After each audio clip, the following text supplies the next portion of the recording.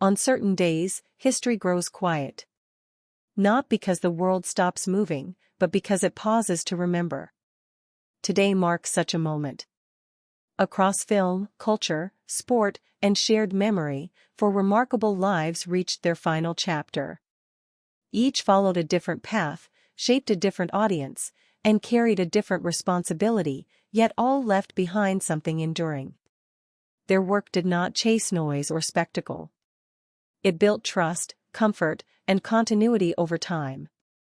From screens that reflected national identity, to kitchens that widened opportunity, to football grounds that held entire eras, and childhood images preserved in black and white, these lives remind us that legacy is not measured by volume, but by presence. What remains is not absence, but influence, quietly woven into the world they helped shape. The news was shared calmly, without urgency. On January 5, 2026, Elle Simone passed away, leaving behind a space that felt quietly important, even to those who never met her. She was born in 1976, and her path into food was not shaped by instant recognition. It formed slowly, through discipline, patience, and work done away from the spotlight. Long before television audiences knew her name, Elle Simone was building skill as a chef, a test cook, a culinary producer, and a food stylist. Her days were spent measuring, testing, correcting, and refining. It was work that required precision and humility.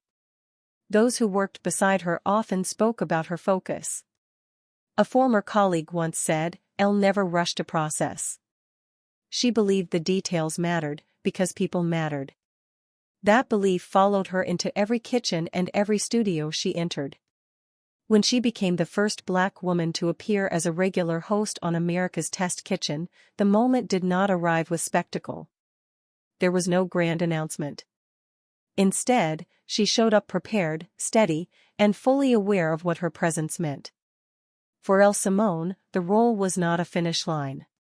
It was a responsibility. Viewers saw her calm authority and clear instruction. What they did not always see was the weight she carried. Representation, to her, was not symbolic. It was practical. It meant being excellent every day, knowing others were watching closely. One fan wrote online, "She made the kitchen feel like a place I belonged, even before I believed it myself." Behind the scenes, her influence extended even further. Elle understood that visibility alone was not enough. That understanding led her to found SheChef, an organization built on mentorship and access. It was not designed for headlines. It was designed for people. Through SheChef, she helped women of color find guidance, confidence, and real opportunity in culinary spaces that often felt closed. A young chef once shared, "She didn't just open doors. She stayed to make sure we walked through them." That quiet commitment became one of her strongest legacies. Elle Simone did not chase celebrity. She believed in systems, in structure, and in community. She knew that progress required patience, and that lasting change often happens slowly. Her leadership style reflected that belief. She listened more than she spoke. She corrected gently. She led by example. When news of her passing spread, tributes appeared across social media, written in simple words. Former students, colleagues, and viewers shared memories of encouragement, clarity, and kindness. One message read, "She taught us that being seen is important, but making space for others is powerful." Her death was handled with restraint, just as she lived. There were no loud statements. Only gratitude. Only reflection. Only the quiet understanding that something meaningful had been lost. Elle Simone's impact cannot be measured by episodes aired or titles earned alone. It lives in the kitchens where confidence replaced doubt. In the careers that began because someone took the time to guide. In the steady belief that excellence and empathy can exist side by side. In the end, her story is not about claiming a seat at the table. It is about staying there long enough to pull up more chairs. As the lights dim and the kitchens grow quiet, her influence remains. steady, patient, and shared. The news arrived gently, almost as if time itself paused to acknowledge it. In January 2026, Sidney Henry Kibrick passed away, closing a living chapter of early American cinema. He was born in 1928, during the Great Depression, a period when life offered little comfort and even less certainty. Childhood, for many, was shaped by hardship. When Sidney appeared in the Our Gang short films, it was not polished fantasy. It was a reflection of real days, real streets, and real laughter found in difficult times.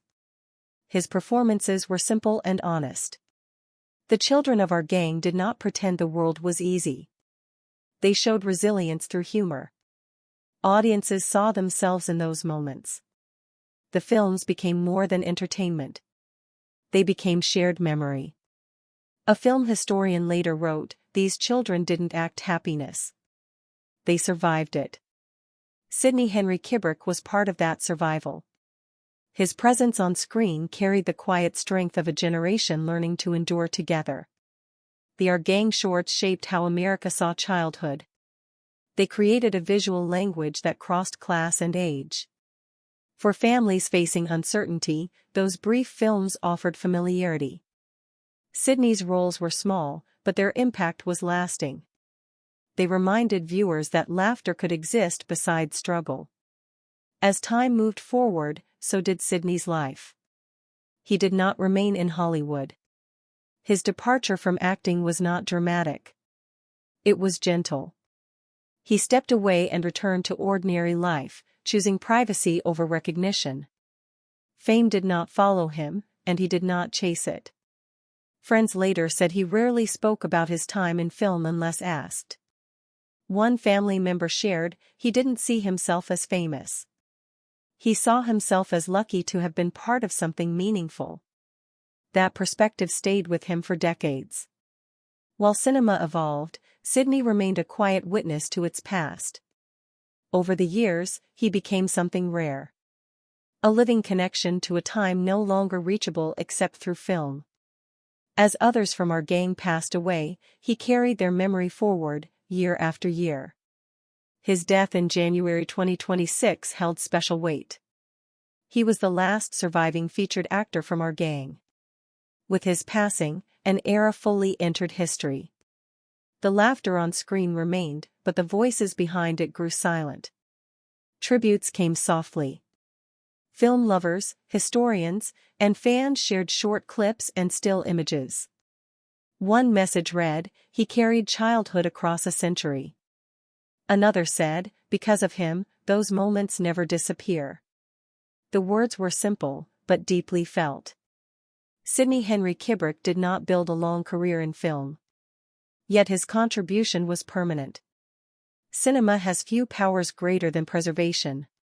It captures moments that time cannot erase. Through Sidney, childhood from another century still smiles, still stumbles, still hopes. His life reminds us that significance is not measured by length of fame. Sometimes it is measured by how long a memory lasts.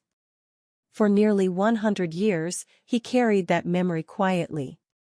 As the screen fades on those black and white scenes, his presence remains. A boy running, laughing, learning. Held forever in light. Sidney Henry Kibrick is remembered not only as the last child of Our Gang, but as a bridge between generations. And through him, childhood itself was never lost. The confirmation came without drama, carried quietly through the football world. In January 2026, Colin McDonald passed away, closing the chapter on a life defined by steadiness, patience, and resolve. He was born in 1930, growing up in post-war Britain, when football was less about spectacle and more about survival. Pitches were heavy, crowds stood close, and goalkeepers were judged by one thing alone, whether they could be trusted. From the moment Colin McDonald arrived at Burnley, trust became his identity. At Turf Moor, he did not command attention with flair. He earned respect with consistency. Match after match, season after season, he stood firm. Across more than 200 appearances for Burnley, he became a presence that calmed defenders and reassured supporters. One former teammate later recalled, "When Colin was behind you, you could breathe. You knew the goal was safe." His style reflected the era. Simple movements. Clear decisions. No wasted effort. He understood that a goalkeeper's job was not to be seen, but to be there when needed. In a time of rebuilding, Burnley found stability through him. That reliability carried him further. In 1958, Colin MacDonald was selected for England's World Cup squad. It was not announced as a triumph. It was accepted as recognition. Around the same time, he received notice in Ballon d'Or voting, quiet validation that his work had been noticed beyond the touchlines. A football writer once described him by saying, "He didn't chase moments. He prevented them." The words captured his role perfectly. He was not remembered for dramatic dives, but for goals that never happened. Then came the injury. A serious leg injury ended his playing career earlier than expected. There were no public complaints. No bitterness. Instead, MacDonald adjusted. The moment became a turn rather than a tragedy. Football was still his calling, just in a different form. His second life in the game proved just as meaningful. He moved into management, scouting, and player development. Where once he guarded the goal, he now guarded standards. Younger players remember him as firm but fair. One former trainee said, "He didn't raise his voice. He raised expectations." In training grounds and quiet offices, he shaped futures. He saw talent before others did. More importantly, he taught discipline and patience. He believed that football careers were built slowly, the same way trust was built, through daily effort. As years passed, his name appeared less often in headlines. Yet his influence remained present in the teams and players he helped guide. He became a keeper of knowledge, passing on lessons learned through experience rather than theory. By the time of his death, Colin MacDonald held another quiet distinction. He was the oldest living England international. It was not a title he spoke about, but one that carried weight. It placed him as a living link to an earlier version of the game, one rooted in grit and collective spirit. When news of his passing spread, tributes followed softly. Former clubs released simple statements. Fans shared old photographs in black and white. One supporter wrote online, "He stood for us when football was honest." Another added, "He protected more than goals. He protected memories." Those memories remain strong. They live in stories told on terraces, in training drills passed down, in standards still expected. Colin MacDonald represented a type of footballer shaped by duty rather than ego. In the end, his legacy is not measured by trophies or fame. It is measured by the calm he brought to chaos, and the confidence he gave to others. Some players chase glory. Others quietly defend it. As the lights fade on Turf Moor and the echoes of the crowd soften, his presence endures. A last wall. A steady figure. A guardian of an era. Colin MacDonald is remembered not only as a goalkeeper, but as a keeper of the game itself.